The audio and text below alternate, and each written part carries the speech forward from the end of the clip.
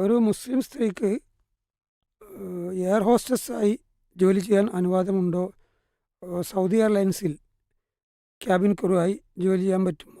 ഏതെല്ലാം സാഹചര്യത്തിലാണ് നിഷിദ്ധമാവുക എന്നൊക്കെയാണ് ചോദ്യം.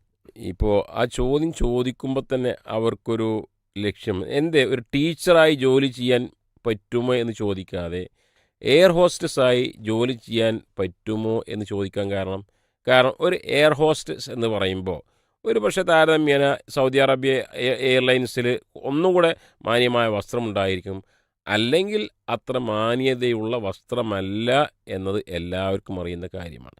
സ്ത്രീയുടെ ഔറത്ത് അവിടെ വെളിവാക്കപ്പെടുന്നുണ്ട്. അതേപോലെ തന്നെ അന്യ ആളുകളുമായുള്ള ഇഖ്തിലാത്ത് അവിടെ വരുന്നുണ്ട്. പലപ്പോഴും ഷെയ്ക്കാൻഡ് കൊടുക്കാറുണ്ട്, മദ്യം വിളമ്പി കൊടുക്കേണ്ട അവസ്ഥകളുണ്ടാവും. അതിലപ്പുറം ഒരു സ്ത്രീയെ സംബന്ധിച്ചിടത്തോളം ദീർഘയാത്ര ചെയ്യണമെങ്കിൽ അവരുടെ കൂടെ മഹ്റമായ ആൾ ഉണ്ടായിരിക്കണം. അതൊന്നും ഇവിടെ പാലിക്കപ്പെടുന്നില്ല എന്നത് മനസ്സിലാക്കിക്കൊണ്ടായിരിക്കണം അതിൻ്റെ ഉത്തരം നമ്മൾ കണ്ടെത്തേണ്ടത്.